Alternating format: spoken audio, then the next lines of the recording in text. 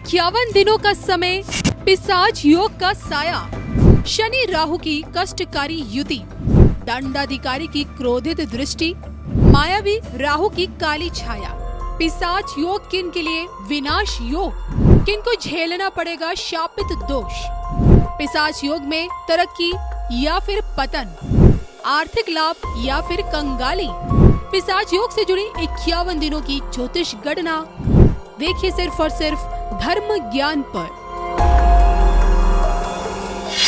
नमस्कार, धर्म ज्ञान के दर्शकों का स्वागत है। कविता राणा और मेरे साथ हमेशा की तरह मौजूद है आचार्य मयंक शर्मा जी। मयंक जी, स्वागत है आपका। धन्यवाद कविता जी। धर्म ज्ञान के सभी दर्शकों को सादर नमस्कार। आपका हर पल मंगलमय हो।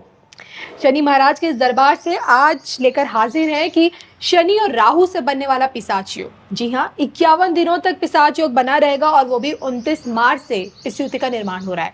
और पिशाच योग के यही 51 दिन खासकर सिंह राशि और कन्या लगन वाले जातकों के लिए कैसे रहेंगे।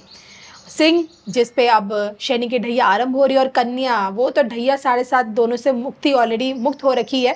लेकिन पिशाच योग इन दोनों ही राशियों के लिए कैसे रहेंगे, कैसे बीतेंगे, इस पर आज हम इस वीडियो में चर्चा करेंगे। सबसे पहले शुरुआत करते हैं हम सिंह से।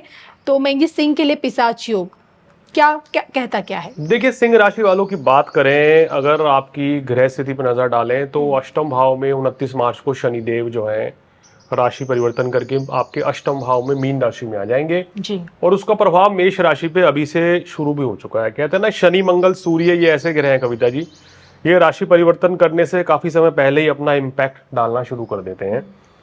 तो इस समय वर्तमान में आपके 29 मार्च से लेके 18 मई तक जो है शनि राहु अष्टम भाव में रहेंगे। तो ये समय बात करें सिंह राशि वालों को थोड़ा सावधानी पूर्वक निकालना होगा। उसका कारण ये है कि अष्टम भाव में शनि राहु की युति, एक तो ढैया आपको प्रारंभ हो जाएगी और ये युति थोड़ा सा आपको हर क्षेत्र में सावधानी रखनी होगी। और 2 अप्रैल से लेके 6 जून तक मंगल भी नीच के रहेंगे, वो भी आपकी राशि से 12वें भाव में। मंगल चतुर्थ भाव के कारक हैं और भाग्य भाव के कारक होके नीच के रहेंगे। तो यहाँ पे थोड़ा सा सिंह राशि वालों को अपनी प्लानिंग बदलनी पड़ेगी, संभल के चलना पड़ेगा। जल्दबाजी में कोई निर्णय लेंगे या एग्रेशन में आके कोई फैसला लेंगे तो फैसला गलत भी आपका साबित हो सकता है। बिल्कुल। तो मैं यही जानना चाहूंगी, सबसे पहले सेहत, कहते हैं जब सेहत है तभी सब कुछ है। तो इस बार पिशाच योग में क्या इसका प्रभाव पड़ेगा इनकी सेहत पे? देखिए, सेहत की बात करें तो सिंह राशि वालों अपनी सेहत का आपको थोड़ा ध्यान रखना पड़ेगा, क्योंकि अष्टम भाव में शनि राहु क्या करते हैं, किसी पुरानी बीमारी को इस समय बढ़ा सकते हैं या कोई अगर हेल्थ इश्यूज चल रहे हैं आपको, वो एकदम से थोड़ा टाइम लेंगे ठीक होने में।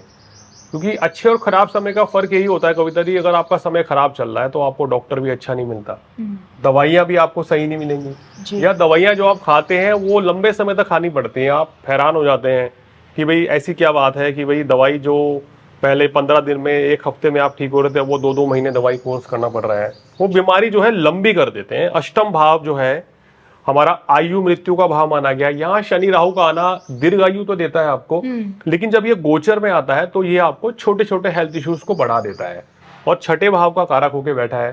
तो यहाँ थोड़ा सा संभल के चलें सिंह राशि वालों, अपनी सेहत का ध्यान रखें। इस समय कभी कभी थोड़ा सा लो फील करेंगे, यानी कि थकावट महसूस करेंगे या कॉन्फिडेंस की कुछ कमी रहेगी। तो थोड़ा सा अपने आप को एनर्जेटिक बना के रखें, हिम्मत बनाए रखें, जो कि सिंह राशि की निशानी भी है। तो फिर कोई बड़ी गंभीर समस्या नहीं रहेगी। वाहन इत्यादि भी थोड़ा संभल कर चलाएं। और इसी पिशाच योग में शनि राहु क्या इनके रिश्तों में कड़वाहट या खटास पैदा कर? देखिए, मांगलिक दोष का निर्माण होगा और मंगल की जो अष्टम दृष्टि है आपके विवाह स्थान पर पड़ रही है।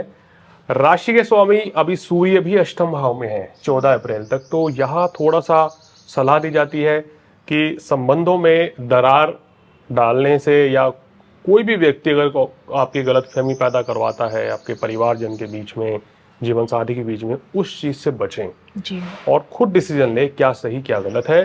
और मनमुटाव से बचना होगा यहाँ, और जीवन साथी के साथ किसी भी तरह का वाद विवाद, उस चीज से आपको बचना चाहिए। देखिए, क्या होता है ना कविता जी, आदमी आवेश में आके कुछ गलत बातें कर देता है, गलत कदम उठा लेता है, लेकिन उसका परिणाम बाद में उसको बड़ा लंबा बड़ा भारी भुगतना पड़ता है। फिर उसको लगता है कि शायद ये गलती हो गई है। तो इसलिए पहले अगर मिल बैठकर कोई मामला सुलझा लें तो चीजें ज्यादा बेहतर होती हैं, खासकर तब जब समय आपके विपरीत हो। बिल्कुल। मैं जी फटाफट से जानना चाहूंगी, काम धंधा कैसा चलेगा इस बार इनका?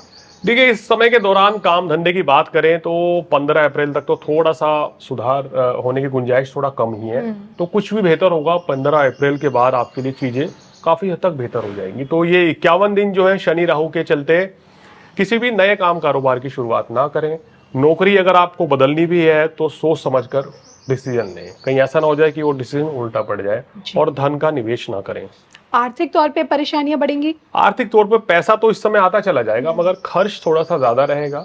और धन, जैसे मैंने बोला कि किसी को उधार मत दें और कहीं भी निवेश ना करें। जो लोग इस समय अगर कहीं भी शेयर मार्केट में, जी। कुछ लोग लॉटरी भी खेलते हैं, सट्टे खेलते हैं, तो वही उन चीजों से दूर रहना चाहिए, धन हानि भी हो सकती है।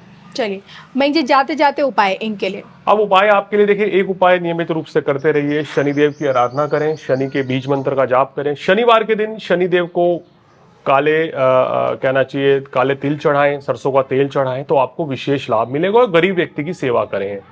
चलिए, अब बात करेंगे हम कन्या के बारे में, जो ना ही ढेर से गुजरेंगे ना ही 7.5 से गुजरेंगे। और कन्या के लिए तो मैं जो ऑलरेडी बता चुके हैं शनि का गोचर कहता क्या है, लेकिन पिशाच योग जिसमें शनि और राहु दोनों की भूमिका देखने को मिलेगी, तो यही पिशाच योग 51 दिनों का समय, और वो भी कन्या राशि। सबसे पहले बात करेंगे आपकी सेहत को लेकर, बताएं। कन्या राशि वालों, आपके लिए ये सूर्य, राहु, शनि और बुध और शुक्र सारे सप्तम भाव में आ गए। यानी जी। कि इस समय बात करें तो कन्या राशि वालों को ये इफेक्ट तो करेंगे ही, साथ ही साथ आपके लाइफ पार्टनर को भी इफेक्ट करेंगे।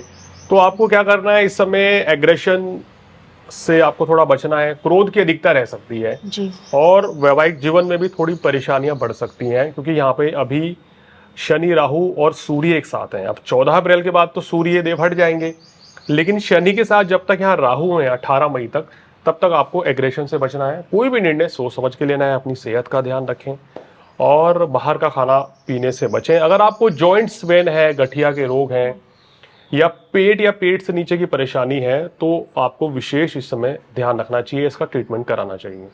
इसी कड़ी में मैं जी रिश्तों के मामले में ये समय कैसा बीतेगा इनका? रिश्तों के मामले में थोड़ा संभल के चलें। आप अपने पिताजी के साथ किसी भी तरह के डिस्प्यूट से बचें।